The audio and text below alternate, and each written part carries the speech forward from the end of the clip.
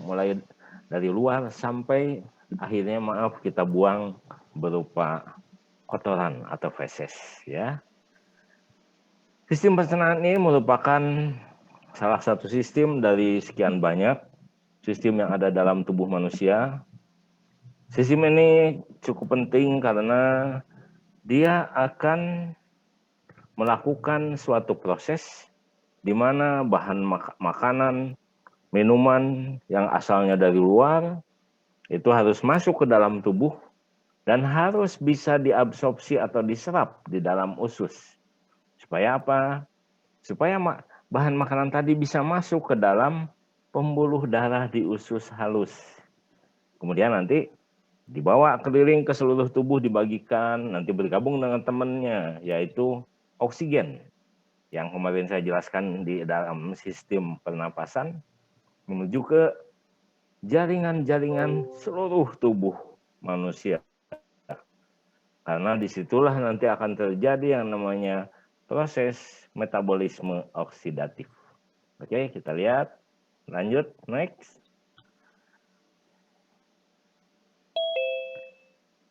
Jadi saluran pencernaan itu, kalau saluran pernapasan kemarin mulainya dari hidung, kalau saluran pencernaan mulainya dari daerah mulut. Itu saluran itu seperti pipa yang panjang, mulai dari daerah mulut, masuk ke rongga dada, kemudian di rongga abdomen dia berkeliling-keliling, sampai akhirnya berujung di daerah anus. Makanan dan minuman dari luar akan masuk. Kemudian di dalam saluran pencernaan itu dengan bertahap, semua jenis makanan apapun akan dihaluskan. Dihaluskan itu baik secara fisik maupun secara kimia. Secara fisik di lambung juga diputar balik, dibulak balik supaya dia juga jadi lebih halus, dan secara kimia adalah dicampur dengan enzim-enzim pencernaan. Karena kalau hanya dihaluskan secara fisik, tidak mungkin nantinya bisa diserap di usus halus. Di usus halus itu, semua bahan harus sangat halus sekali, sehingga dia bisa masuk melalui kapiler-kapiler atau pembuluh darah yang paling halus yang ada di usus halus. Ya. Nanti seperti tadi saya ceritakan, makanan itu bersama oksigen ke seluruh tubuh membentuk ATP dan karbon dioksida serta air. Itu sudah sering saya ceritakan. Apa gunanya? Tidak hanya digunakan untuk proses kehidupan sehari-hari. Tidak hanya untuk jantung berdenyut, tidak hanya untuk kita bicara atau kita bergerak atau kita mengedip, tidak. Tapi kita juga tahu, saya sudah pernah menjelaskan bahwa sel-sel tubuh manusia itu setiap hari ada yang mati. Tapi saya nggak tahu apakah itu terus dimakamkan enggak seperti manusia, saya juga nggak tahu. Tapi yang jelas setiap hari ada sel-sel tubuh kita yang mati. Ada yang rusak. Dan ada juga kalau masih berkembang itu ada yang harus berkembang, tumbuh.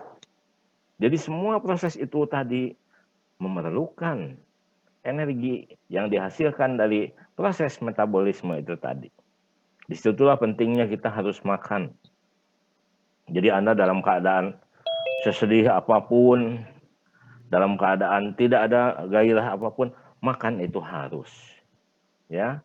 Dan otomatis kalau makan pasti dengan minum, karena nggak mungkin kalau makan saja Anda tidak mungkin bisa memasukkan makanan itu ke dalam tubuh kita. Kita lihat sekarang saluran pencernaan yang seperti pipa yang panjang itu mulai dari mana saja. Mulainya adalah dari daerah mulut. Kita lihat gambarnya. Lanjut, next. Seperti juga pernapasan itu mulai dari daerah hidung, kemudian masuk ke rongga hidung, ke faring, laring, trachea, sampai di paru-paru. Kalau saluran pencernaan lebih panjang lagi jalannya. Kita lihat di sini. Nah, mulainya dari daerah mulut.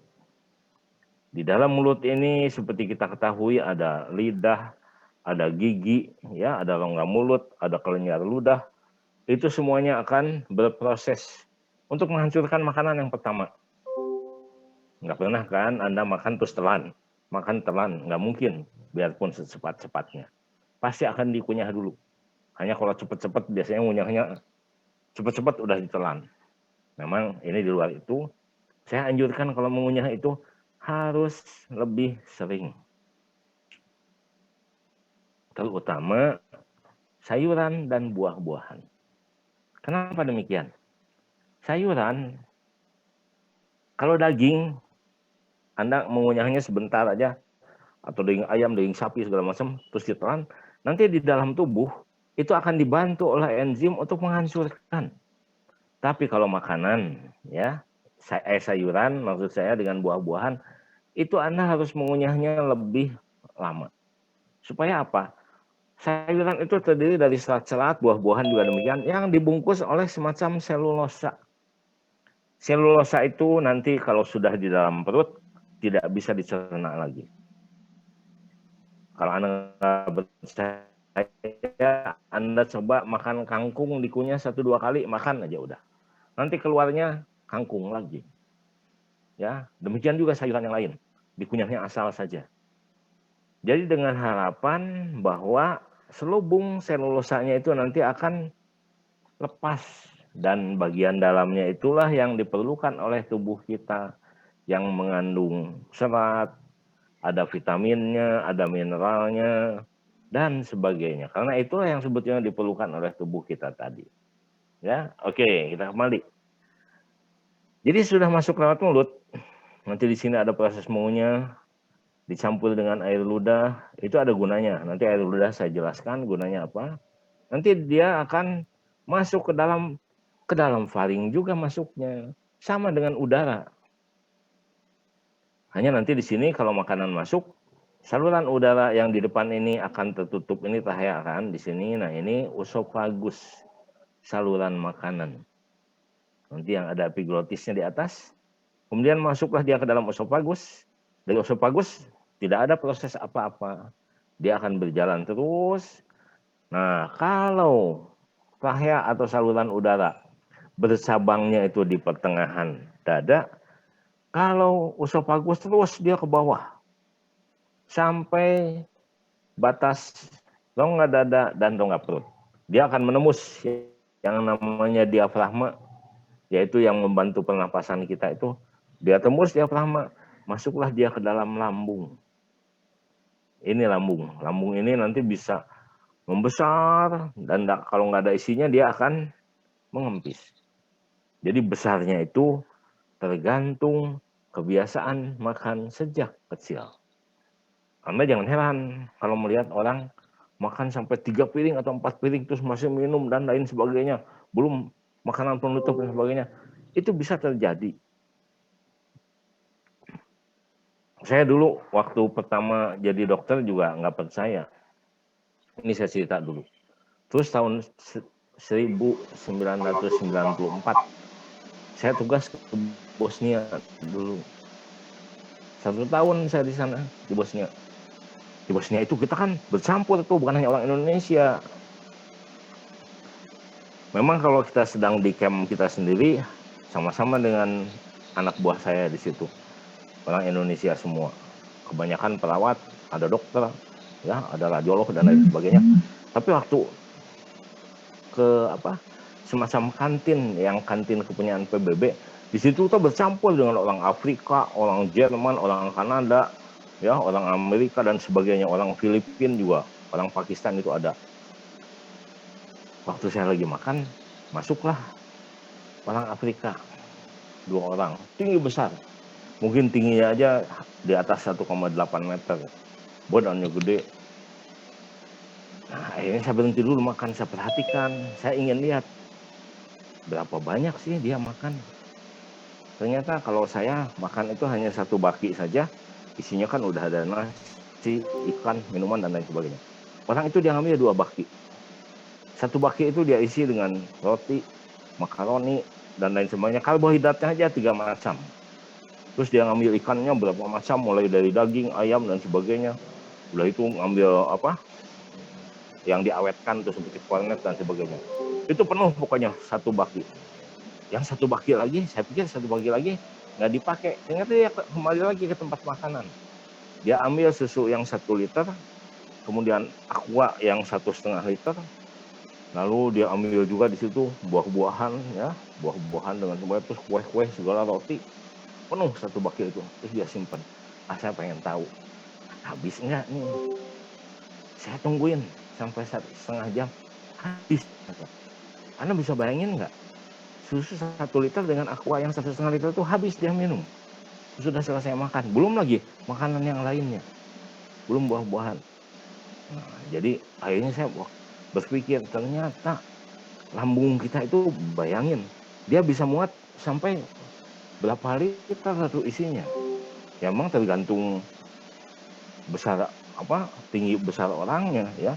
Tapi berarti memang lambung itu kalau nggak ada isinya dia kempes. Tapi kalau dia diisi sampai berapa liter pun dia muat ternyata. Memang itu tergantung bagaimana dia kebiasaan makan dari kecil. Oke, kita kembali sekarang ya. Nah, si lambung ini dia dindingnya paling tebal di antara organ-organ yang ada pada saluran pencernaan. Kenapa? Karena semua makanan dan minuman yang Anda makan pada saat sarapan ya, ataupun pada waktu makan siang atau makan malam mungkin kalau Anda ada acara, itu akan disimpan di lambung maksimal sampai 4 jam. Jadi kalau banyak seperti itu tadi, bayangkan itu antara 2 sampai 4 jam dia berada di dalam lambung. Kan kebayang kalau seperti tadi itu mungkin kalau saya hitung-hitung volumenya mungkin sekitar 4 atau 5 liter. Ya kalau dikalikan dalam kilogram berarti sekitar 5 kilogram. Jadi dinding lambung ini harus betul-betul kuat. Dan memang nanti kita lihat di gambarnya, dinding lambung itu 3 lapis. Dia kuat, dia bisa memuai atau membesar sedemikian rupa. Kemudian dia juga harus melakukan istilahnya mau dikocok gitu ya, dikocok, dibulak-balik makanan di dalam itu untuk dihaluskan tadi dengan zat-zat atau enzim yang ada di dalam lambung. Kenapa? Si makanan yang ada di dalam lambung dia tidak akan bisa masuk ke dalam usus halus. Usus halus yang pertama itu namanya adalah usus 12 jari atau duodenum. Nah, nanti usus 12 jari itu nyambung di sini nih. Nah, ini lambung kan. Nah, nanti di sini tuh langsung dia usus 12 jari. Jadi makanan dari lambung hanya bisa masuk ke usus 12 jari kalau dia sudah berbentuk setengah cair atau dinamakan kimus. Dan itu pun tidak sekaligus. Kan tadi katakanlah yang maksimal itu 5 liter atau 5 kilogram di sini makanan dengan minuman, itu nanti yang masuk paling hanya 10%-nya atau 5%-nya yang betul-betul sudah merupakan makanan cair.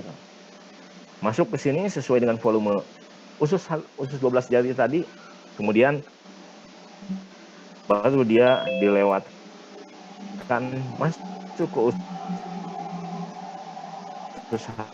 lagi di lambung, dikocok lagi di sana. Nanti sudah ada bagian yang halus lagi, baru dia dilewatkan lagi ke sini. Begitu seterusnya. Makanya kalau Anda makan cukup banyak dan cukup banyak makanan padatnya, biasanya Anda akan tahan lapar. Maksud saya itu tidak akan minta makan lagi selama 3 sampai 5 jam. Nanti sesudah ini kosong, baru biasanya dia akan berteriak kriuk-kriuk. Nah, itu Anda udah tahu, saya udah lapar lagi. Baru Anda cari makanan lagi. Tapi sampai batas waktu 5 jam itu biasanya perut kita masih ada makanan atau minuman yang kita makan sebelumnya. Nantinya makanan yang sudah dihaluskan itu tidak langsung diserap. Nanti usus ini juga sama akan mengembang dia. Mengembang sesuai dengan makanan yang lewat. Nah, nanti di sini di usus halus itu kita akan mendapatkan tonjolan-tonjolan untuk memperlebar lumen daripada usus halus tadi.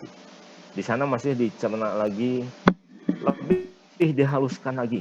Jadi yang namanya karbohidrat seperti roti, nasi, makaroni, ya, atau singkong, ubi dan sebagainya, itu nanti jenis karbohidrat itu harus dihaluskan sampai dia terbentuk glukosa.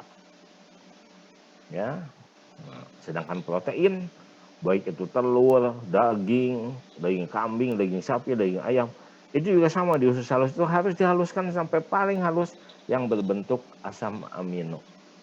Lemak juga demikian, ya, lemak-lemak itu yang masuk itu pun dihaluskan sampai terjadi asam lemak yang paling kecil. Nanti kita lihat di belakang ini.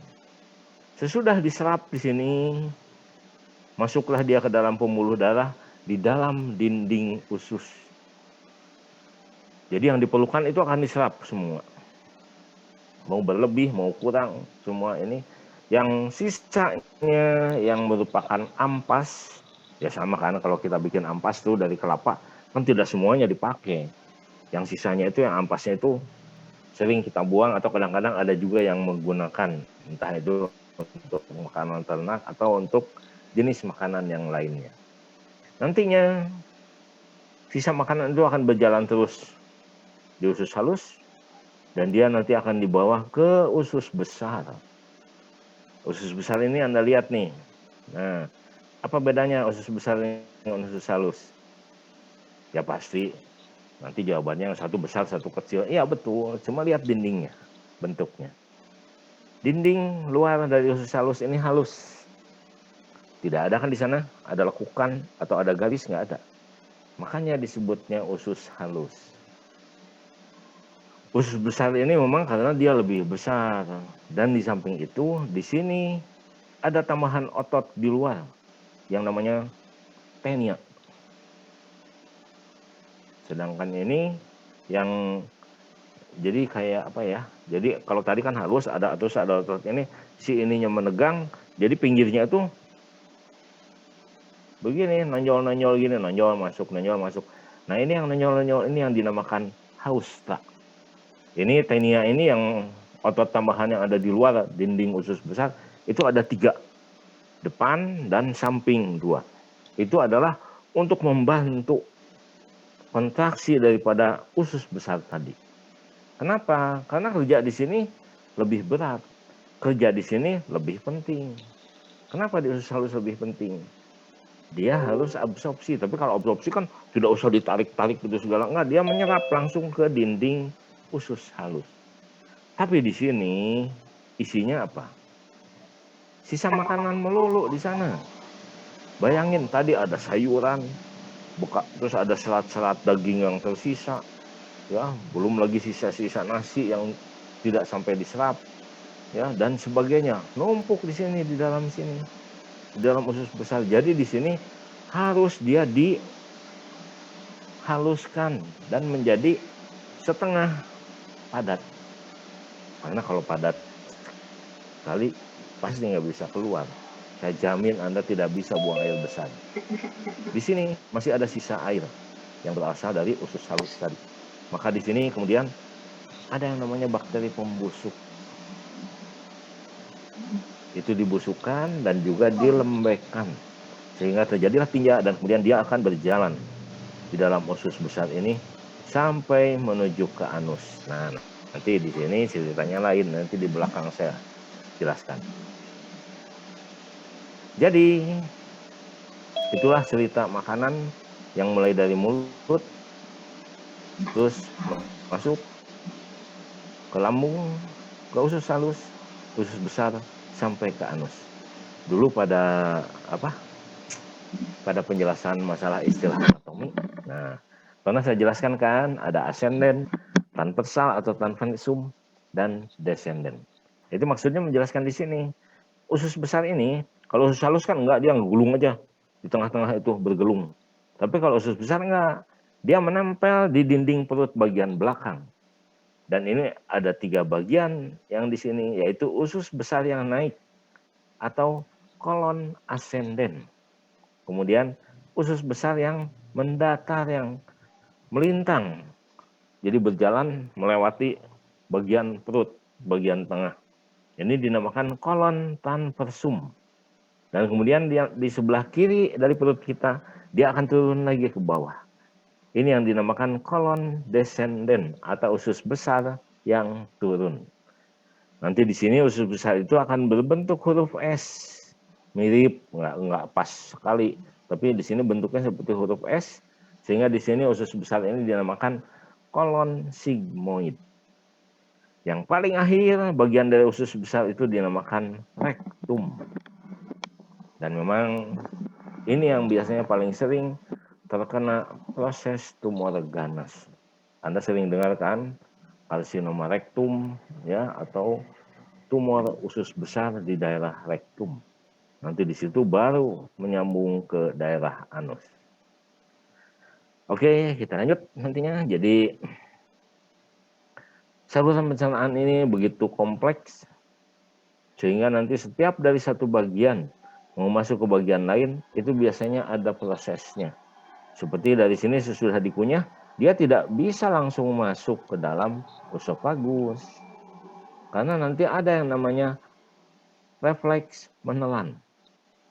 Makanan itu kan ditelan, tapi itu ada refleksnya, di mana di situ terjadi kerjasama antara bagian belakang lidah dengan epiglotis dan otot-otot di daerah laring sana.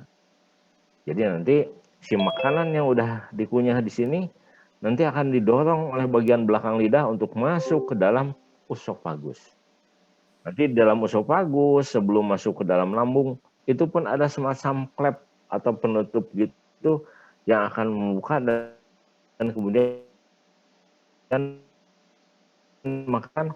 Di sini pun ada lagi katup atau klep antara lambung dengan usus 12 jari. Di situ ada namanya sphincter pylorus. Ya, jadi ini akan membuka kalau makanan yang sudah diolah tadi sudah berbentuk setengah cair atau dinamakan kimus. Begitu seterusnya. Termasuk nanti di sini di usus halus, sisa-sisa makanan yang sari-sari makanan yang sudah diabsorpsi atau diserap di usus halus, sebelum masuk usus besar ini ada klep juga di sini. Nah, klep itu untuk apa? Dia akan terbuka kalau sisa makanan tadi sudah mau masuk ke dalam usus besar. Sesudah sampai di usus besar, sisa makanan tadi tidak boleh balik lagi ke usus halus. Makanya di sini ada klepnya untuk menghalangi supaya sisa makanan tadi tidak kembali ke usus halus. Barulah dari sini nanti didorong naik ke atas. Dari sini dorong lagi terus sampai ke daerah anus. Oke, next, lanjut.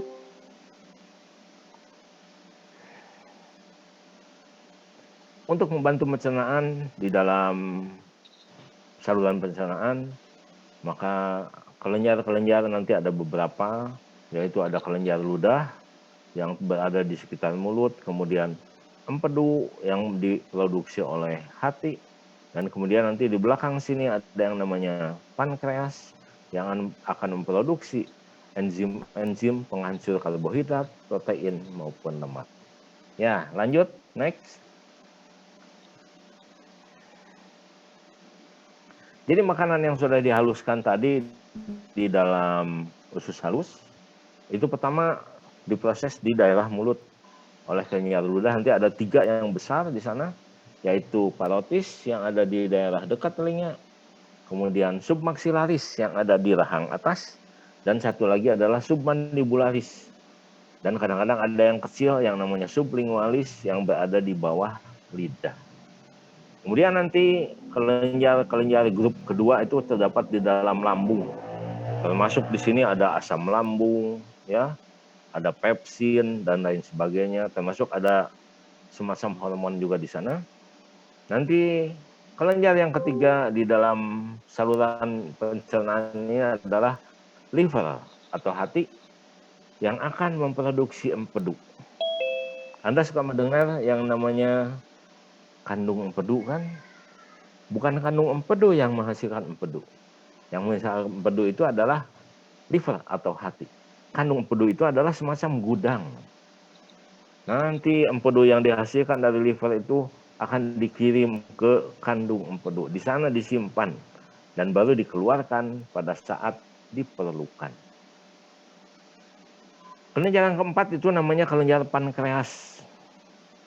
Dia terdapat nempel di dinding belakang, di belakang lambung.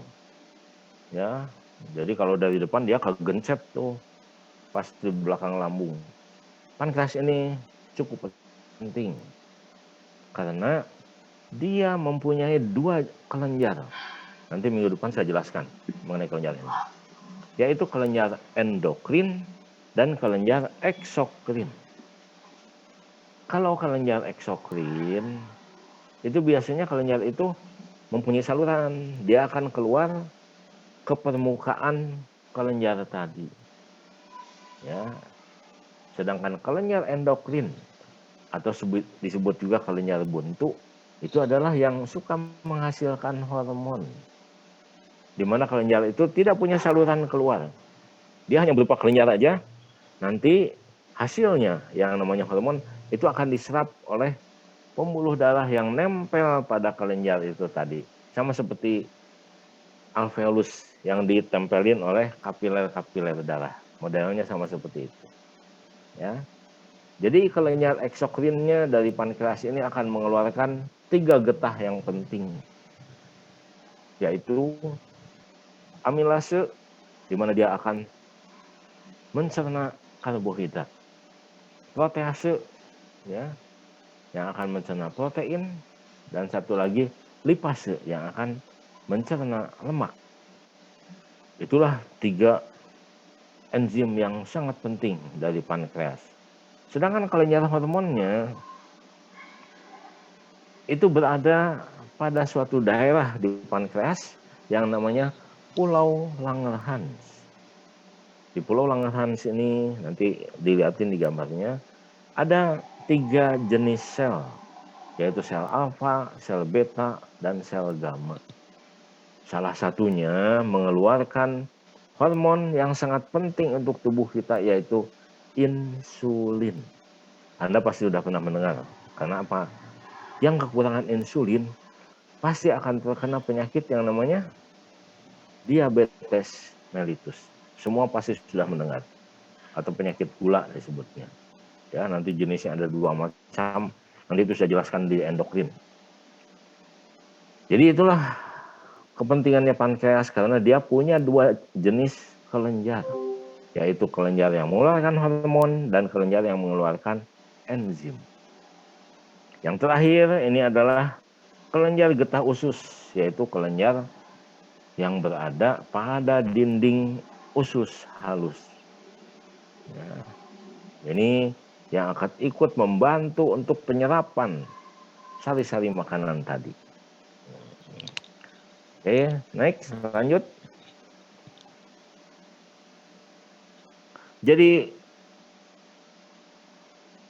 tanpa adanya kelenjar ini, kembali yang tadi. Nah ya, terima kasih. Apa saja sih fungsi sistem pencernaan ini? Fungsinya ada 4. Kan tadi makanan masuk, minuman masuk. Makanan ini macam-macam nih, mulai dari yang keras sampai yang paling halus. Minuman juga mulai dari yang tawar sampai yang manis atau asam atau yang agak pahit seperti obat-obatan. Prosesnya ada 4, yaitu ingesti, digesti, absorpsi, dan eliminasi. Kita lihat satu persatu. Ingesti ini adalah proses memasukkan makanan saja. Jadi kita makan, minum, itu namanya ingesti. Jadi memasukkan makanan dan minuman ke daerah permulaan daripada saluran atau sistem pencernaan atau tractus digestivus atau disebut juga tractus gastrointestinalis. Gastro ini adalah lambung, intestinalis ini adalah usus. Ya. Kemudian proses yang kedua, digesti. Nah, digesti ini penghalusan atau penghancuran makanan. Ya. Biasanya Anda kalau makan kacang bulat, masuk sini dikunyah kan, dihancurkan dulu. Jadi bagian-bagian yang agak kecil. Karena Anda tidak akan berani makan kacang bulat-bulat langsung ditelan. Ya, kecuali kalau nggak sengaja karena lagi ngobrol, kesedak dan sebagainya, itu baru bulat-bulat masuk ke dalam perut kita. Semua makanan tadi yang halus, yang lembut, yang kasar, yang keras, ya, semua akan dikunyah di dalam mulut kita. Hanya anjuran saya tetap ingat itu, bahwa sayur dan buah-buahan kunyahlah lebih lama. Supaya ada gunanya, bukan apa-apa.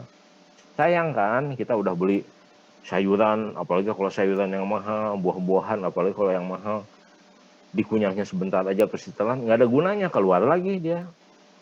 Vitaminnya nggak diserap, seratnya juga nggak digunakan. Tapi dengan mengunyahnya lebih sering atau lebih banyak untuk sayuran dan buah-buahan, maka bisa kita nikmati vitamin dan yang lain-lainnya. Jadi sudah dihancurkan secara fisik, yaitu bisa oleh gigi dan lidah dan sebagainya, maka penghancuran makanan ini bisa juga secara kimia, yaitu dihancurkan dengan getah pencernaan, mulai dari ludah, asam lambung, kemudian enzim-enzim di usus, enzim yang dikirim dari pankreas, kemudian juga empedu yang dikirim dari liver. Tapi ingat, empedu itu bukan untuk mencerna lemak. Yang mencerna lemak itu seperti tadi saya katakan adalah lipase tadi. Empedu itu membantu, ya. Jadi membantu apa tuh? Pencernaan lemak. Tapi kalau tidak ada empedu, maka lemak tadi akan sangat-sangat sulit untuk dicerna. Sehingga pada mereka biasanya yang sudah diangkat kandung empedunya harus meminum obat-obat tertentu untuk membantu mencernakan lemak tadi. Jadi proses digestif ini harus dilanjutkan sampai makanan tadi menjadi yang namanya sari makanan, yang nantinya yang sangat halus sekali, nggak bisa kita ini kan, nggak bisa kita lihat. Jadi halusnya itu ya mungkin hampir sama dengan kalau kita bikin sirup, nggak kelihatan kan sirupnya itu. Jadi bentuk itulah yang bisa diserap di mukosa usus halus, ya. Nah, jadi inilah proses yang ketiga yang namanya absorpsi atau penyerapan. Nanti semua makanan ataupun minuman ataupun yang semua pokoknya yang kita makan dan minum itu akan diserap masuk lewat pembuluh darah di daerah usus halus. Di situ akan masuk ke dalam pembuluh darah dan ceritanya tadi sudah saya ceritakan, yang disebar ke seluruh tubuh kemudian di metabolisme. Tapi kan seperti saya bilang, tidak semuanya yang kita makan itu akan diserap di dalam usus halus. Pasti ada sisanya. Ya, sisanya itu bukan pilihan yang enak atau nggak enak, itu bukan. Sisanya itu adalah yang tidak dihancurkan atau tidak diperlukan oleh tubuh kita. Seperti tadi sayuran atau buah-buahan. Yang diperlukan apanya? Vitaminnya, mineralnya. Sudah itu bangsa serat-seratnya segala macam itu hanya membantu aja, membantu kelancaran kita membuat feses. Ya, jadi itu nanti akan dibuang. Nah, sisa-sisa ini semua nanti akan diusir, masuk dia ke dalam usus besar. Air dengan sari makanan tadi diserap sebagian besar di dalam usus halus. Nanti sebagian air dan seluruh sisa makanan yang tidak diserap atau tidak diproses masuk ke dalam usus besar. Di usus besar itulah terjadi yang namanya eliminasi. Jadi eliminasi ini seperti yang diusir lah, yang sisanya gitu. Maka di usus besar itulah diproses supaya dia akan menjadi bentuk feses, dibusukkan, diberikan warna, ya.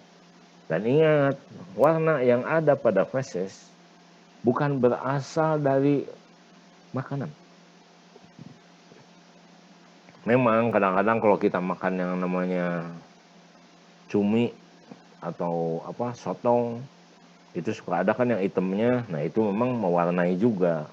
Tapi dalam keadaan sehari-hari, Warna pada makanan itu disebabkan oleh karena bilirubin, yaitu sisa hasil proses pencernaan daripada empedu yang diproduksi oleh liver. Itu sebabnya kenapa warna feses hampir semuanya sama. Apakah itu feses Bapak Presiden, feses Bapak Menteri, feses dosen, feses mahasiswa, feses bayi, semua sama. Karena pewarnanya hanya satu, yaitu bilirubin yang berasal dari pencernaan empedu tadi. Ya. Dan kemudian semuanya pun baunya pasti busuk. Karena apa? Di dalam usus besar setiap orang, mulai dari bayi sampai ke orang tua, ada bakteri pembusuk. Tidak ada feses yang wangi dimanapun. Biarpun itu seorang bintang film yang sangat cantik atau sangat ganteng, itu enggak. Semuanya feses yang akan demikian akan berbau. Karena adanya bakteri pembusuk di dalam usus besar. Ya. Oke, lanjut. Next. Nah, sekarang kita lihat nih. Coba kita lihat yang pertama. Di rongga mulut. Di sini proses fisiknya adalah mengunyah. Kemudian nanti dikeluarkan air liur. Nah, air liur ini akan mencerna sebagian daripada karbohidrat. Hanya sebagian saja. Dan juga ingat, air liur itu mengandung antibakteri. Mungkin ya kalau sekarang sih waktu zaman Anda kecil sampai sekarang nggak pernah melihat. Kalau zaman saya dulu kecil, kakek saya atau nenek saya gitu, kalau ada yang luka, kegores atau segala macam, itu pakai ludah digosok itu. Nggak tahu mereka belajar dari mana, tapi ternyata sudah dilihat teorinya, air liur itu mengandung antibakteri. Ya, jadi di situ hebatnya orang-orang tua kita zaman dulu. Nah, di sini pencernaan karbohidrat kita mulai. Kemudian lewatlah dia ke daerah faring. Di faring seperti tadi saya sampaikan, terjadilah refleks menelan. Makanan yang sudah dikunyah tadi didorong oleh bagian belakang lidah dan otot-otot sekitar rongga mulut, masuklah dia ke dalam usofagus. Ya. Di sini hanya ada mukus. Di daerah faring itu kan ada sekresi lendir yang basah, tapi tidak berfungsi apa-apa di sini. Ya, tidak ada penyerapan juga tidak ada. Kemudian nanti masuklah dia ke dalam usofagus, di sana pun sama, tidak ada proses apapun, hanya lewat saja. Masuklah dia ke dalam lambung. Nah, di lambung inilah ada asam lambung, ada pepsin, ada mukus atau lendir dari lambung, dan ada faktor-faktor intrinsik lain. Di sini terjadi pencernaan karbohidrat lanjutan. Nah, kemudian pencernaan protein juga dimulai karena adanya pepsin ini. Ya, nanti semuanya sesudah dihaluskan jadi berbentuk setengah cair. Masuklah dia ke dalam usus halus yang pertama, yaitu duodenum atau usus 12 jari. Di usus 12 jari ini tidak terlalu terjadi motilitas atau pergerakan, dia akan masuk, kemudian dicerna di sini oleh enzim yang dikirim oleh pankreas tadi yang saya katakan. Ada amilase, kemudian ada protease yang berupa tripsin, kimotripsin, dan karboksipeptidase. Serta yang untuk mencerna lemak adalah lipase. Dicerna semuanya itu, dihaluskan lagi, masuk dia ke usus halus lanjutan. Ya. Kemudian di usus 12 jari tadi akan datang empedu yang berasal dari liver atau dari hati. Ya, dan kemudian keluar juga bilirubin yang nantinya akan mewarnai feses kita. Nah, jadi di sini juga dijelaskan bahwa empedu itu tidak mencerna apapun, tetapi dia akan mempermudah atau mempercepat pencernaan dan penyerapan lemak di usus halus tadi. Kemudian nanti dia akan masuk ke bagian yang lebih bawah lagi dari usus halus, ya. Di sana hanya ada mukus atau cairan dari dinding ususnya. Kemudian enzim-enzim di usus halus itu tidak diekspresikan, tidak dikeluarkan, tapi dia berfungsi di dalam dinding usus halus untuk mempercepat penyerapan. Ya. Nah, kemudian nanti pada kolon yang terjadi adalah kontraksi daripada dinding kolon yang tadi yang ada ototnya yang melintang itu, yaitu tenia coli.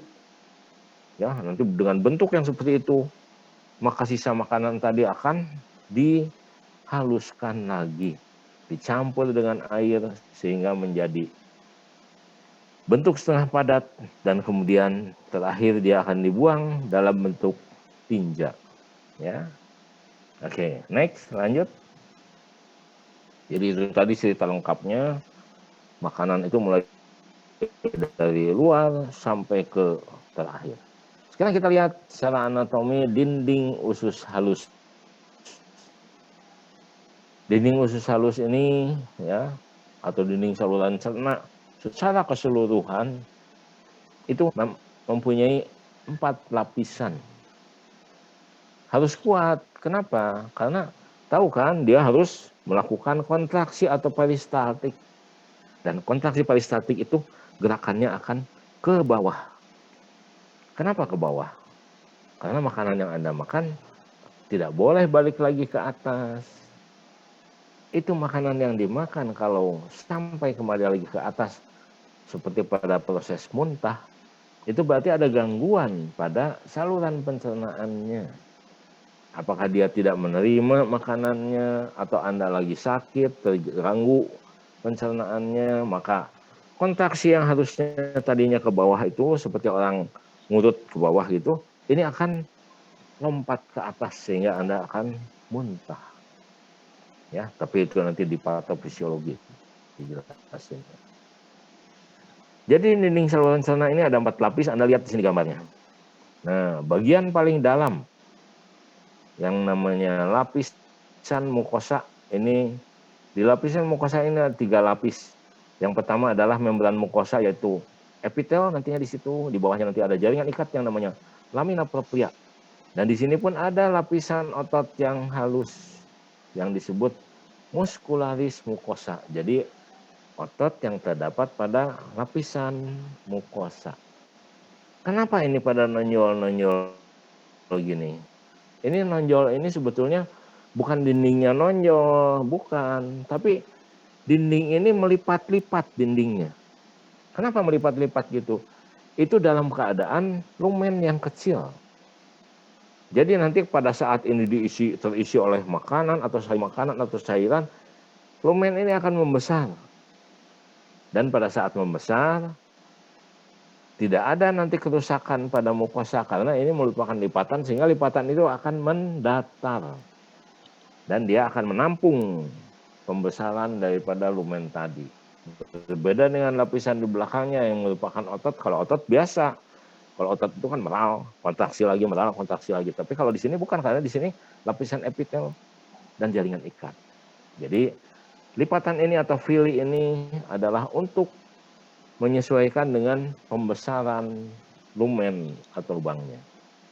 Lapisan kedua dinamakan lapisan submukosa, ya.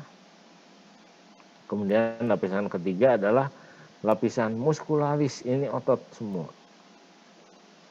Dan ingat, otot-otot pada organ-organ dalam tubuh itu selalu otot polos.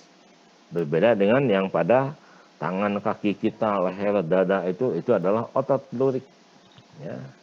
Nah, kemudian di paling luar ini masih dibungkus oleh lapisan jaringan ikat yang cukup kuat, yang namanya lapisan serosa. Ada ciri khas pada seluruh organ di seluruh tubuh kita. Kan dulu udah pernah saya terangkan, otak ditutup, dia dilapisi oleh selaput jaringan ikat yang namanya apa? Via mater.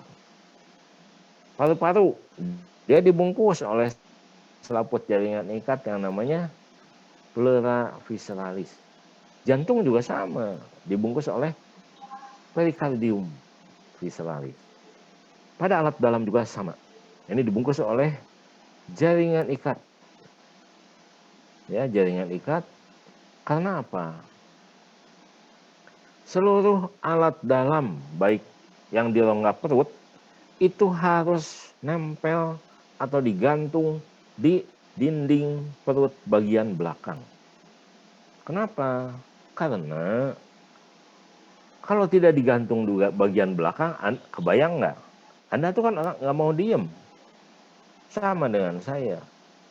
Kan nggak bisa kita duduk aja terus. Bisa nggak duduk terus seharian 24 jam? Nggak mungkin. Tidur aja kan, kita yang nggak sadar aja, tidur itu suka bolak-balik. Apalagi kalau lagi sadar. Anda bosan kan, bosan duduk jalan. Jalan nanti nengok ke sana, nengok ke sini, cari makanan, dan lain sebagainya. Itu kan perut kita dibawa. Jadi kalau Anda nggak mau diem itu, jongkok lah, berdiri lah, menghadap ke kanan, ke kiri, ke depan, jalan, dan sebagainya. Maka seluruh organ yang ada dalam rongga perut itu, kebayang nggak? Di sana tuh ada hati, ada limpa, ada lambung, ada usus halus, usus besar, dan sebagainya. Itu kan goyang ke sana sini. Coba kalau nggak nempel di dinding belakang, waktu Anda tunduk ke bawah, pasti ngelumpruk semua organ-organ itu ke depan. Kalau di dada lumayan, cuma ada 3, paru-paru 2, jantung 1. Tapi kalau di perut itu banyak sekali. Usus halus itu tahu panjangnya berapa? Hampir 6 meter. Jadi dalam perut itu dia melingkar-lingkar itu. Tidak lurus gitu. Beda dengan usus besar tadi, kan dia hanya naik, datar, turun. Nah, usus halus itu lebih banyak lagi. Usus besar itu hanya sekitar 2 meteran. Nah, itu sebabnya dia harus diikat ke dinding perut bagian belakang. Ini nih. Nah, ini di gambar sini, ini adalah dinding perut bagian belakang kita. Maka si usus halus, usus besar, liver, lambung, semua dibalut oleh selaput yang namanya lapisan serosa ini. Lapisan serosa ini akan membungkus semua organ dalam, kemudian dia menggantung ke dinding perut bagian belakang. Sehingga kalau pada toraks tadi pleura, ada pleura visceralis, pleura parietalis, maka di perut sangat tergantung. Yang membungkus lambung itu namanya adalah omentum.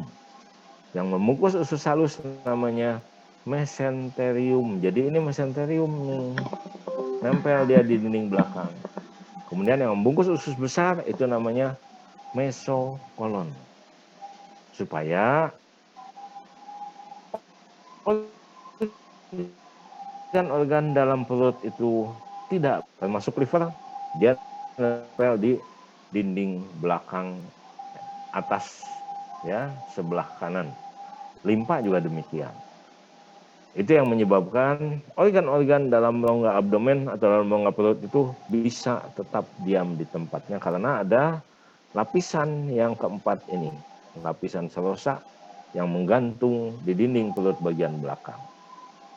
Oke, jadi makanan itu baik yang sudah dicerna seluruhnya, dicerna sebagian, ya, kemudian yang mau diserap semua akan lewat lubang yang di tengah-tengah ini. Oke, lanjut, next.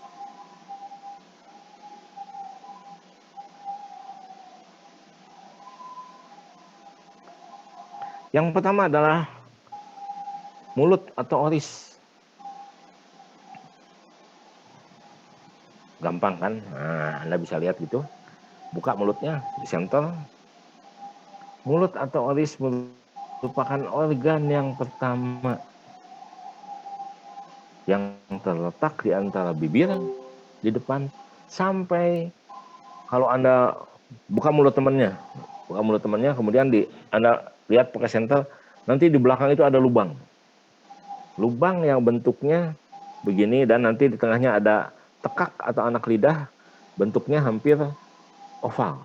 Di tengah-tengahnya nanti ada menggantung yang disebut anak lidah atau tekak gitu. Itu uvula dalam bahasa Latinnya. Lubang itulah yang dinamakan isthmus faucium. Rongga mulut kita ini ternyata terbagi 2. Ada rongga mulut bagian dalam. Rongga mulut bagian dalam Anda tinggal buka. Nah, yang dalam itulah yang rongga mulut bagian dalam. Tapi Anda lupa ada satu lagi. bagian rongga mulut. Coba Anda buka bibir ini di depan.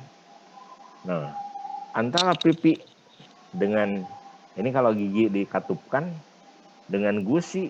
Nah, di sini kan di pinggir sini ada celah yang kanan dan yang kiri. Celah itulah yang dinamakan vestibula atau vestibulum, yaitu ruangan di antara gusi dan gigi, bibir dan pipi. Jadi kalau Anda masukkan jari itu di sebelah pinggir bisa. Tempat masuknya kalau kita nyikat gigi awal. Itu yang dinamakan vestibula. Sedangkan rongga mulut adalah kalau Anda buka mulut, gigi pun terbuka, disitulah yang namanya rongga mulut.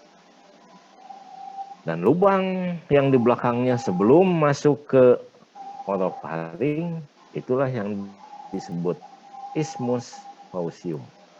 Nanti di belakang isthmus faucium itu tepat di belakang isthmus faucium, lubang tadi di belakangnya ada yang dua menonjol kanan kiri, apa kemarin sudah saya jelaskan, itu amandel ya. Di dalam rongga mulut sudah saya jelaskan tadi, kita dapatkan adanya kelenjar air liur atau kelenjar ludah. Anda tahu nggak? Produksinya itu ternyata 1,2 sampai 1,5 liter per hari. Kalau Anda ada yang ingin melakukan percobaan, boleh ditampung aja selama 1 hari itu. Benar nggak yang saya katakan? Jumlahnya 1,5 liter per hari. Ya, nanti kalau nggak sampai nanti bilangin ke saya. Ya, apa fungsinya saliva atau air liur ini? Tadi kan sudah saya jelaskan sebagai antibakteri, mencerna sebagian karbohidrat, sebagian kecil saja. Ya, kemudian dia juga sebagai pelumas. Supaya apa? Supaya makanan yang masuk itu bisa dikunyah, bisa dicerna dan bisa dikirimkan untuk ditelan ke belakang. Kalau nggak percaya, coba Anda makan bolu yang kering. Bolu yang kering makan tanpa minum. Biasanya terasa kan bahwa dia memang harus digabung dengan air ludah itu. Dan kemudian karena lebih banyak yang keringnya, akhirnya Anda juga perlu minum di situ. Jadi saliva tadi sebagai pelumas. Karena nasi kalau dimakan juga jarang kan pakai air. Kecuali nasinya dimakan pakai sop atau soto misalnya, ya. Barulah itu ada cairannya. Kalau tidak, nasi tadi harus memerlukan cairan juga, yaitu dengan air ludah tadi untuk supaya bisa dikunyah dan ditelan. Jadi disitulah fungsinya daripada saliva atau air ludah. Lanjut, next.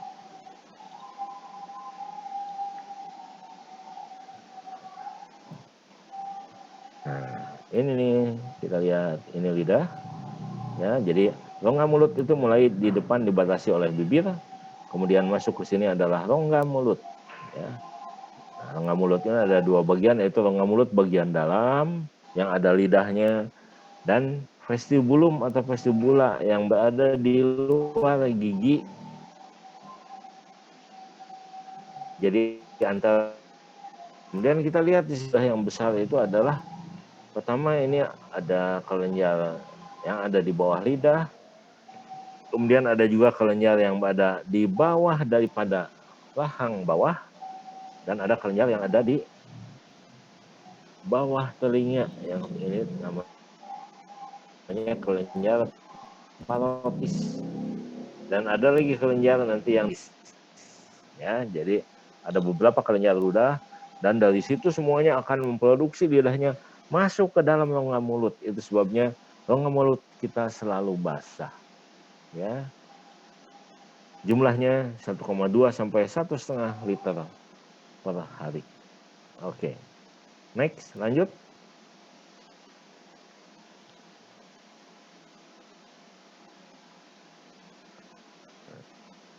Kita semua punya gigi ya.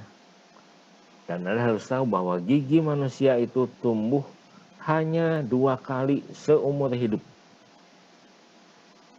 Yang pertama, dia akan tumbuh pada usia bayi, yaitu 6-7 bulan, maka akan muncullah yang namanya gigi susu. Nanti itu akan lengkap pada usia 2,5 tahun. 2,5 tahun nanti itu akan lengkap giginya dan jumlahnya hanya 20. Nanti begitu anak ini mau masuk SD, sekolah dasar sekitar usia 6 tahun, mulailah gigi susu tadi akan lepas satu persatu. Bahkan ada yang sudah sebelumnya juga lepas karena keropos ataupun dan sebagainya. Nanti muncul gigi dewasa, ya, yang disebut gigi tetap atau gigi permanen. Dan gigi ini akan lengkap pada usia 17-18 tahun. Biasanya gigi terakhir yang muncul itu adalah geraham ketiga, 32 buah. Jadi Anda harus hati-hati itu. Kalau sudah usia sekarang, itu gigi terakhir yang ada. Jadi sekali waktu kalau gigi itu rusak, ataupun copot karena terjatuh, atau berkelahi, atau olahraga, maka gigi itu tidak akan tumbuh lagi. Ingat itu. Ya. Dan biasanya harus diganti dengan, kalau pada orang-orang tua seperti saya itu diganti dengan gigi palsu. Oke, next, lanjut.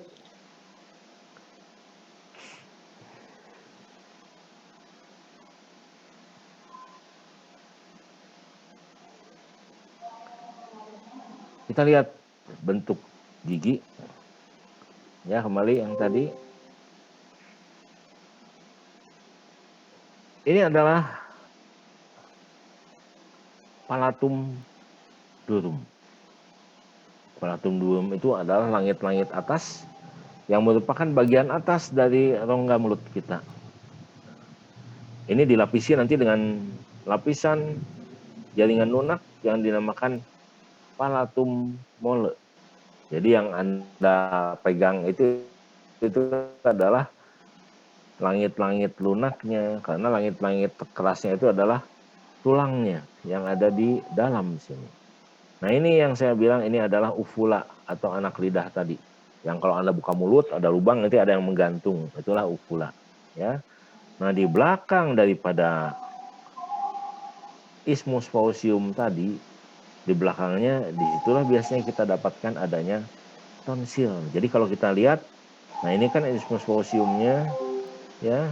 Nah, ini adalah uvulanya atau anak lidahnya. Nanti ini nih, nah yang nonjol kecil. Kadang-kadang nonjolnya tadi ada 2 kanan. Di sini banyak sekali pembuluh darah, terutama yang akan memperdarahi gigi kita. Ya, di sini nanti akan ada muara-muara dari kelenjar ludah tadi yang akan selalu membasahi rongga mulut kita. Oke, next, lanjut.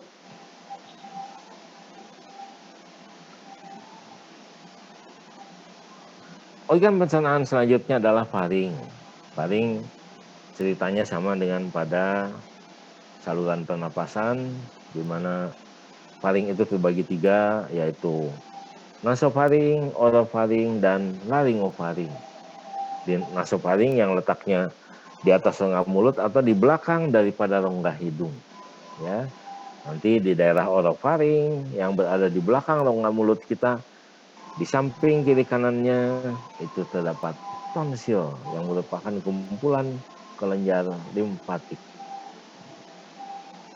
Jadi nanti di dalam orofaring tadi, ya, nanti kita lihat gambarnya.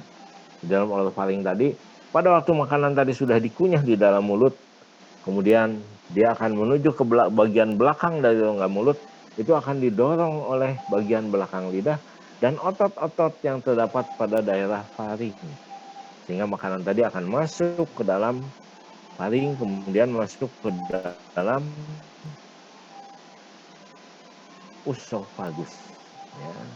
Jadi pada saat masuk ke dalam esophagus, maka kan lubangnya ada di belakang tuh, di belakang daripada trachea. Jadi waktu makanan itu masuk, maka trachea ini di atasnya ditutup oleh yang namanya kemarin epiglotis yang seperti klep tadi, ya.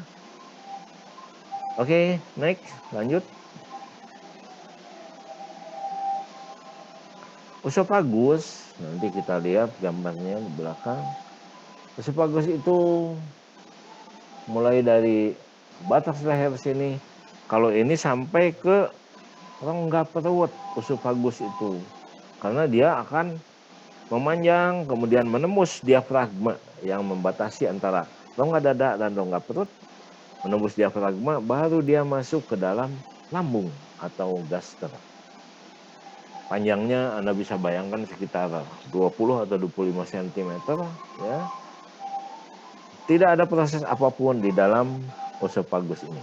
Makanan hanya lewat, didorong oleh otot esophagus sampai masuk ke dalam lambung. Jadi berada di dalam esofagusnya dengan proses peristaltik. Kita lihat gambarnya. Lanjut, next. Nah, seperti ini. Jadi makanan nanti dari mulut masuk ke dalam esofagus, dia akan didorong dengan peristaltik otot yang ada pada dinding esofagus tadi. Jadi dia akan turun terus sampai akhirnya masuk ke dalam lambung atau gaster, ya. Jadi seperti diurut dari atas ke bawah, tapi diurutnya itu berirama, ya, seperti orang dipijit gitu, sampai masuk ke dalam lambung yang ada di rongga perut. Kalau esophagus ingat itu ada di rongga dada, ya. Lanjut, next.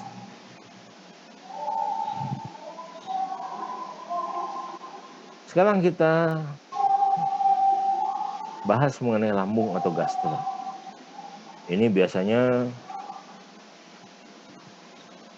sering menjadi pasien dokter waktu saya dokter umum. Hampir kasus ini kita sepertiga dari pasien saya itu adalah gangguan lambung. Karena memang lambung ini ceritanya gampang-gampang susah. Kalau kita pintar memanagenya, kita tuh maksudnya masing-masing kita pintar memanagenya, bisa merawatnya, bisa melihatnya, tidak ada gangguan. Dari sejak usia Anda bayi sampai usia lanjut, bahkan sampai meninggal. Kadang-kadang sih bisa saja mungkin Anda salah makan dan sebagainya. Tapi secara garis besar, jarang kalau yang pintar memanagenya atau mengelola ininya, jarang sampai terjadi keluhan yang sangat hebat.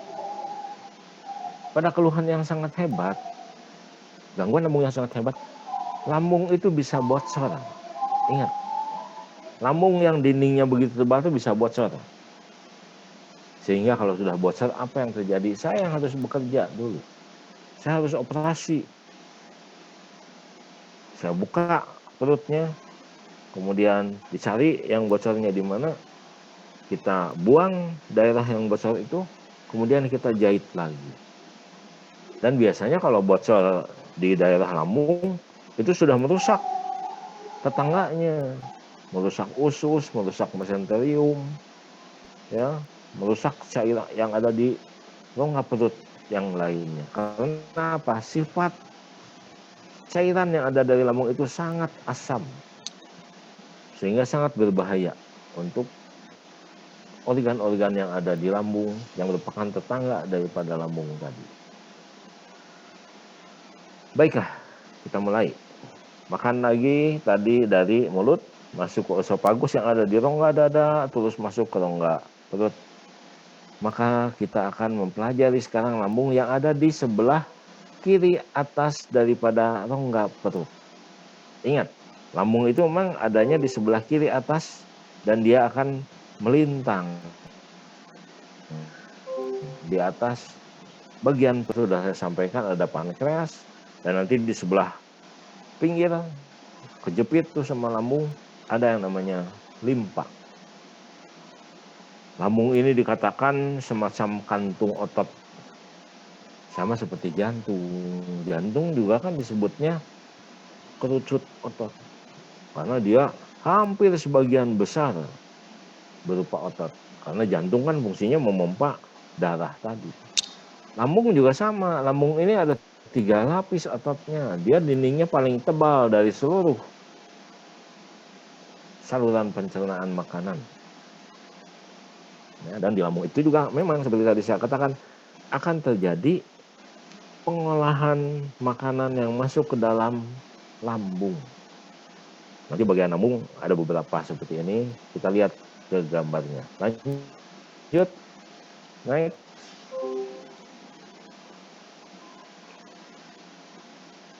Nah, ini lambung. Bentuknya seperti apa ya? Ya, pokoknya dia besar di atas, kemudian mengecil ke bawah.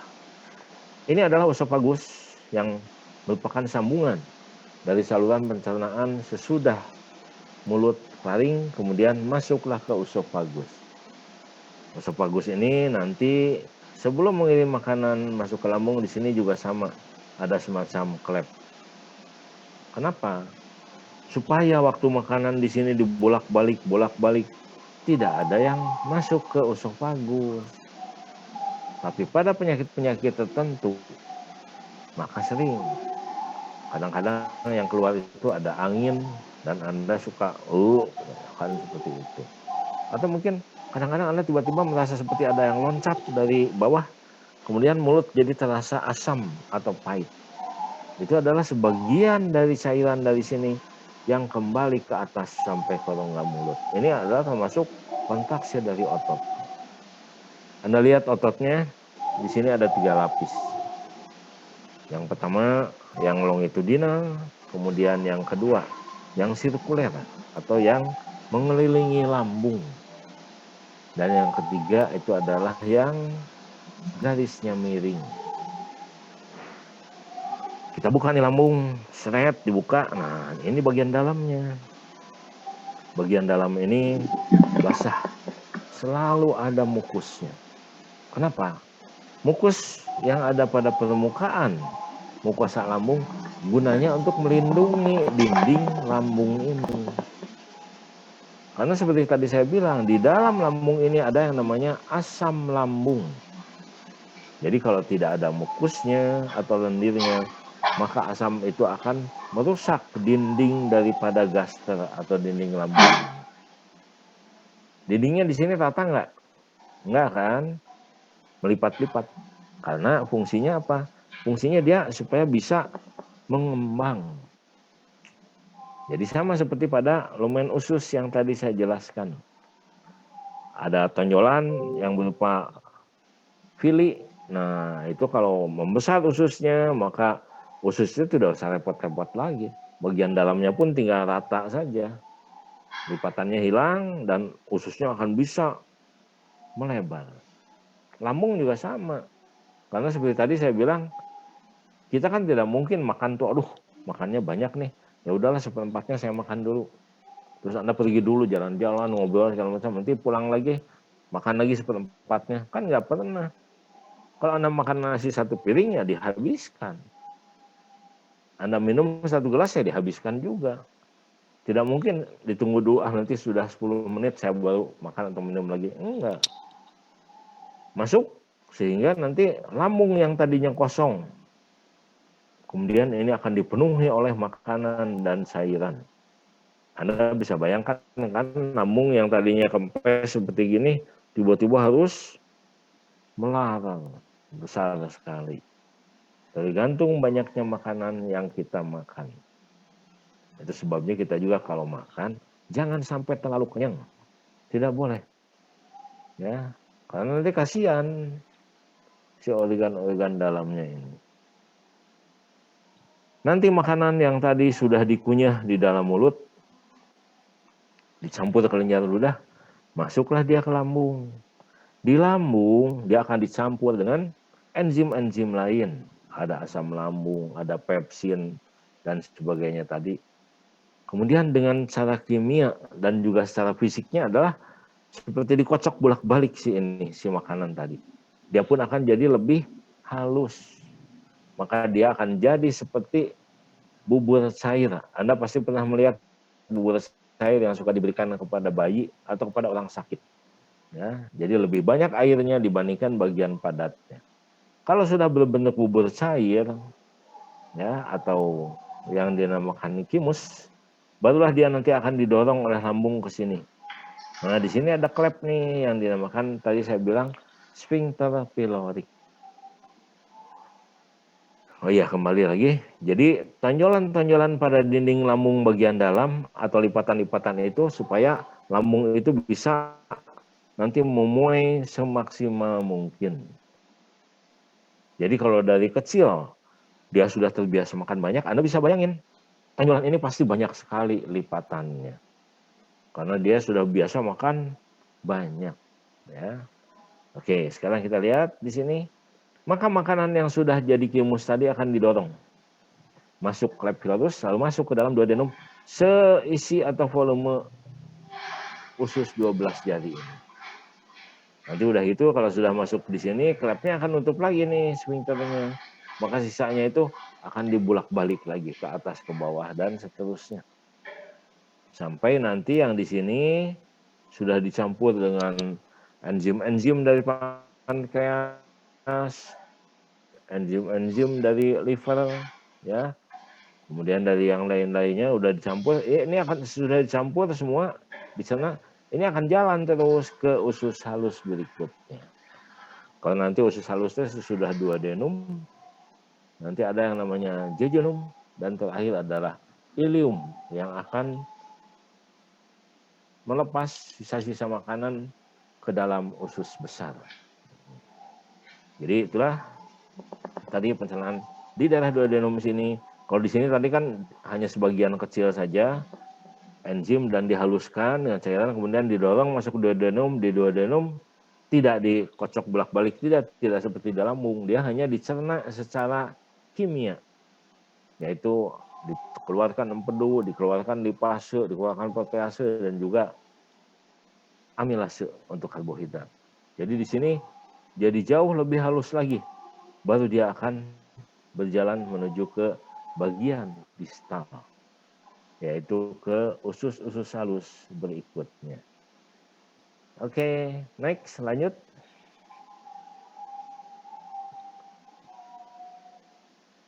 Nah, ini yang tadi saya ceritakan. Ini adalah lambung. Anda nanti bisa baca, ya. Ini lambung, ini adalah usus 12 jari atau duodenum. Di sini ada semacam klep yang memisahkan antara gastera atau lambung dengan usus 12 jari atau duodenum. Nah, di sini juga sama. Ini ada klepnya. Nanti sudah makanan, minuman masuk semua, ini pun akan nutup. Yang seperti tadi saya katakan, untuk mencegah supaya makanan yang dikocok di sini tidak akan balik lagi lewat usofagus. Nanti makanan yang sudah diinikan, yang udah agak cair, dipisah di sini.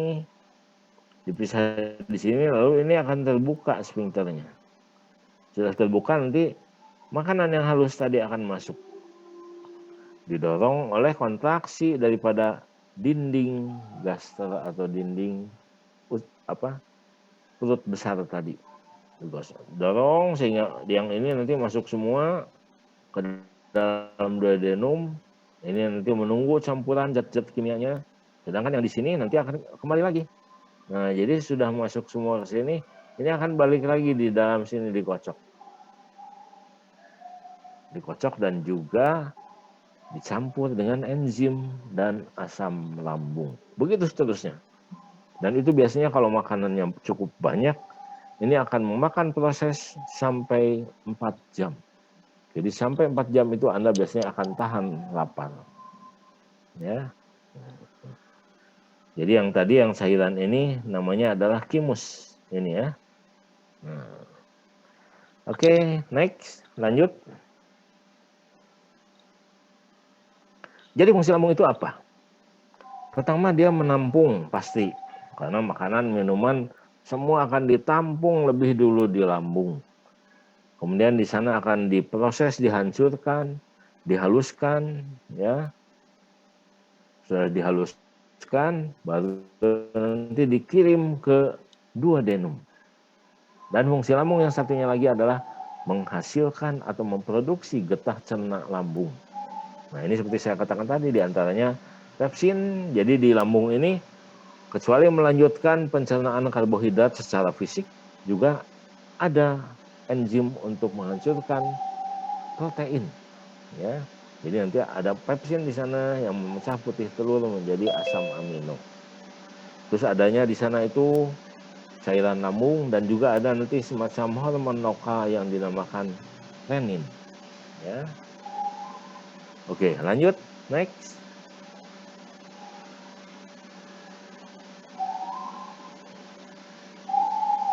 Sesudah masuk ke duodenum, nah, duodenum ini adalah bagian pertama daripada usus halus atau intestinum minor. Ya. Usus halus ini terbagi 3 bagian. Yang paling pendek adalah yang paling awal yang berhubungan dengan lambung atau gaster, namanya adalah usus 12 jari atau duodenum. Jadi bentuknya seperti tapal kuda, sama seperti tulang rawan yang pada trachea, ya. Bentuknya seperti tapal kuda dan dia tidak terlalu panjang, hanya sekitar 20 sampai 25 cm. Nanti pada daerah lengkungan duodenum tadi akan didapatkan adanya pankreas. Nanti bisa dilihat di gambarnya. Di dalam duodenum ini akan muara yang namanya papilla pateri. Di situ nanti ada 2 saluran. Yang pertama saluran yang berasal dari pankreas yang membawa enzim. Yang kedua itu adalah saluran yang berasal dari liver atau dari kandung empedu yang akan membawa empedu, garam-garam empedu. Maka di situ bersatu di daerah yang namanya papilla pateri. Jadi yang dari liver, yang dari kandung empedu itu namanya nanti salurannya adalah ductus choledocus, sedangkan yang dari pankreas sama seperti organnya dinamakan ductus pancreaticus. Duodenum ini sebetulnya letaknya di luar, dekat sekali dengan dinding belakang rongga perut atau rongga abdomen. Di dalam intestinum inilah terjadi pencernaan daripada lemak, protein, dan karbohidrat sehingga menjadi lebih halus, nanti baru dikirim ke bagian kedua dari usus halus yang namanya jejunum. Di sini nanti proses pencernaan berjalan dan juga mulai dengan proses penyerapan atau absorpsi. Ya, nanti proses absorpsi ini akan diteruskan sampai ke bagian terakhir daripada usus halus yang namanya ileum. Dan di sana mulai terdapat sisa-sisa makanan yang tidak atau belum sempat dicerna, ya, dan juga yang tidak.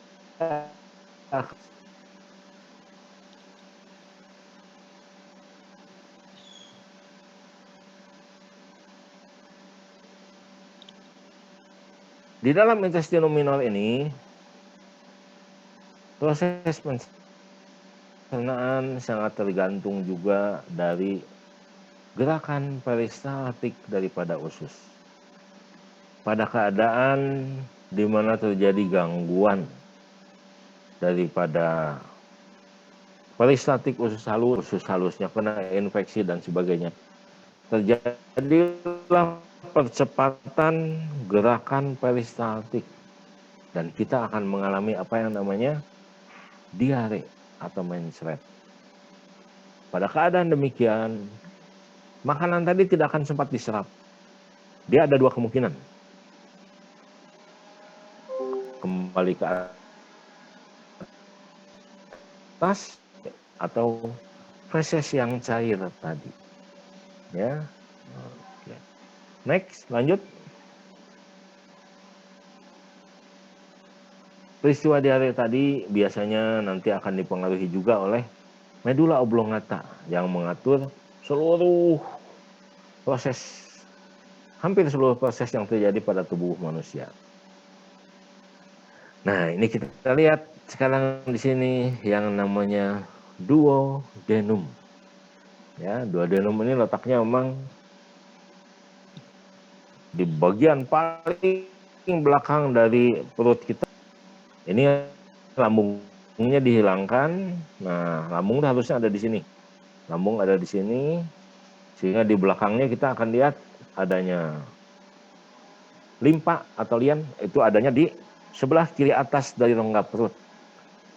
Dan kemudian di belakang lambung ini pada telekukan duodenum. Ini duodenum yang tadi saya bilang usus 12 jari yang panjangnya kurang lebih 20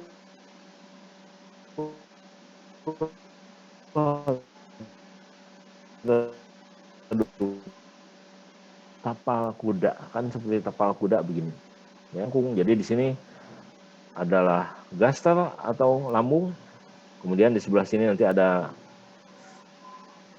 klepnya itu yaitu sphincter pylorica. Nah, nanti makanan masuk ke sini ke dalam duodenum. Di dalam duodenum inilah kita dapatkan adanya papilla vateri yang tempat bermuaranya saluran yang berasal dari pankreas. Jadi pankreas ini tadi saya bilang udah berada di lekukan duodenum. Ya, nanti salurannya yang berasal dari kelenjar eksokrin akan masuk ke dalam duodenum. Dan yang satu lagi nanti yang berasal dari liver yang ada di atas sini.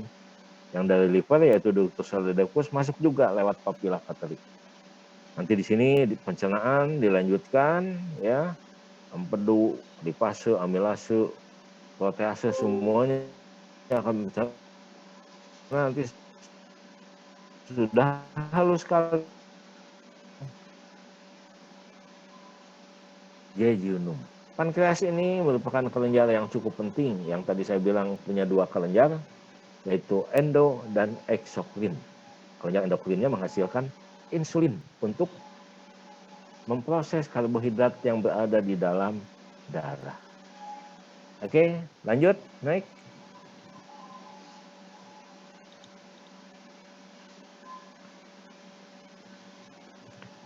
Selanjutnya itu adalah jejunum dan ileum.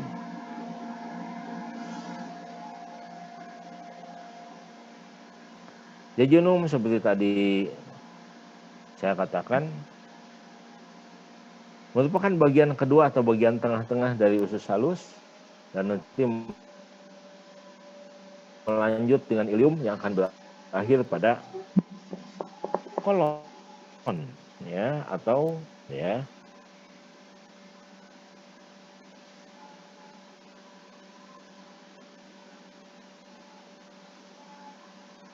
pas. Kalau duodenum panjangnya hanya sekitar 25 cm, maka jejunum dan ileum panjangnya 6 meter. Cuma Anda ukur 6 meter. Ambil aja tali, kemudian talinya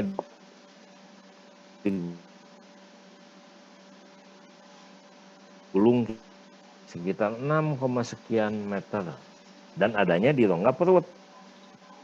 Anda bisa bayangkan seperti itu. Ya.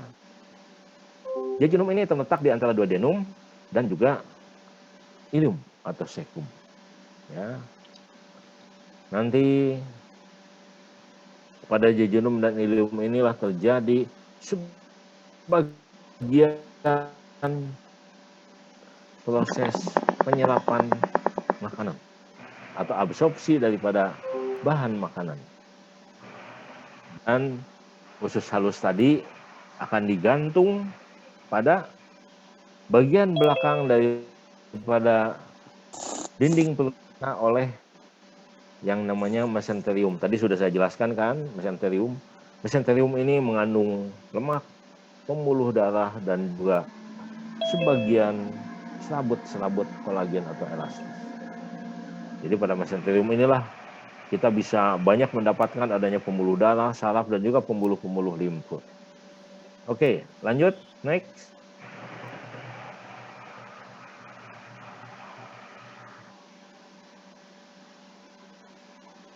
Jadi fungsi ileum tidak saya jelaskan lagi, tadi sudah saya jelaskan. Jadi secara keseluruhan, fungsi daripada usus halus kita adalah, yang pertama adalah dia akan menghasilkan mukus atau cairan usus, ya, yang akan membantu pengolahan zat makanan pada usus halus. Kemudian yang kedua, usus halus ini daerah duodenum akan menerima yang namanya empedu yang berasal dari liver, enzim-enzim yang berasal dari ductus pancreaticus. Dan itu semuanya nanti akan mencerna makanan. Nah, yang bisa diserap ke dalam dinding usus lewat pembuluh darah adalah ini. Kalau protein dia harus sudah jadi asam amino. Kalau karbohidrat dia sudah jadi monosakarida. Dan kalau lemak itu sudah harus jadi asam lemak dan gliserol.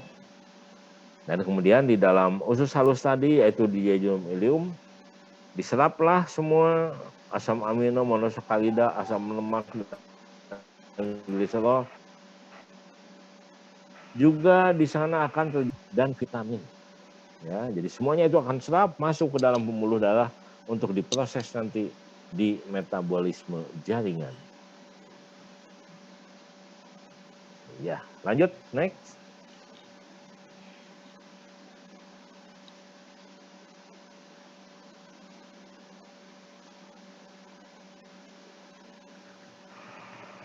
Kita lihat di sini sekarang usus besar. Nah, usus besar ini kan seperti saya sampaikan tadi, jadi ini usus halus. Nah, sudah masuk ke duodenum, dia masuk ke jejunum dan ileum yang numpuk di sini nih. Nah, bagian terakhir daripada ileum ini akan masuk ke dalam usus besar atau kolon. Di kolon ini bagian luarnya kita dapatkan adanya otot yang melintang, yang dinamakan tenia coli, yang jumlahnya ada 3 buah. Dan ini bagian yang melengkung-melengkungnya ini dinamakan hausta. Kemudian ini akan berjalan sisa-sisa makanan itu sampai menuju ke anus. Kalau kita lihat kolon, maka Anda bisa lihat ini yang namanya mesokolon, yang banyak mengandung pembuluh darah. Ini pun akan nempel di dinding belakang. Dan kalau pada usus halus, ini adalah yang namanya mesenterium. Ini juga sama, akan nempel di dinding belakang, jatuh seluruhnya juga. Ya, dan ini adalah yang mesokolon itu tadi. Kalau usus besar, biarpun dia lebih besar, dia diameternya itu sekitar 5 sampai 6 cm, tapi panjangnya hanya 1,5 meter. Sedangkan usus halus diameternya lebih kecil, tapi panjangnya sampai 6 meter.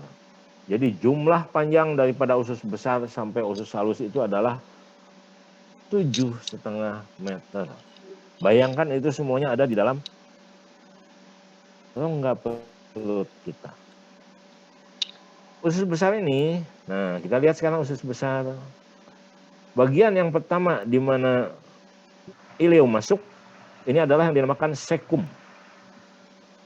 Kemudian di sekum ini Anda akan kenal adanya usus yang kecil yang memanjang ke bawah, itu yang disebut apendik atau usus buntu.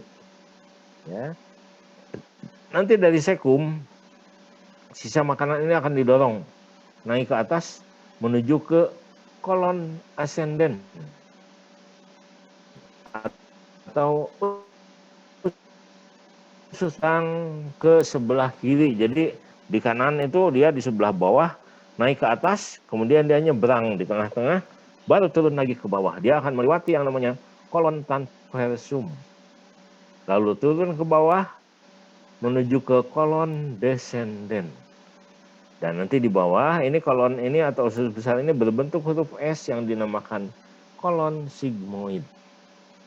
Nanti dari kolon sigmoid terakhir sampailah dia di kolon paling ujung atau disebut rektum. Oke, next, lanjut. Apa sih? Nah ini, kita pisah sekarang. Usus besarnya, kita lihat di sini. Ini adalah bagian yang namanya cecum. Tempat daripada ilium atau usus halus yang terakhir. Masuk, nah di sini ada klepnya. Nah, yang dinamakan apa? Katup ileocecum. Ya, jadi dari ilium menuju ke cecum. Nanti di sini ada yang namanya usus yang kecil sebesar kelingking kita, itu yang disebut appendix, ya, atau usus buntu. Karena memang dia buntu di sini. Tidak ada jalan keluar yang lain. Ini yang biasanya sering meradang dan kemudian dioperasi, ya. Nanti dari sini sisa-sisa makanan itu akan dibawa. Dia bergerak ke atas itu adalah dengan kontraksi daripada otot yang ada di luar ini. Ada 3, yaitu tenia coli, ya. Itu tenia coli itu kalau kontraksi, maka bagian luarnya akan kontraksi sehingga mendorong sisa makanan tadi menuju ke atas, kemudian melintang dan kemudian akhirnya turun menuju ke anus. Nanti di anus, di sini ada 3 buah otot yang air besar. Oke, untuk hari ini cukup sampai di sini dulu. Nanti minggu depan saya teruskan sampai selesai. Silakan kalau ada yang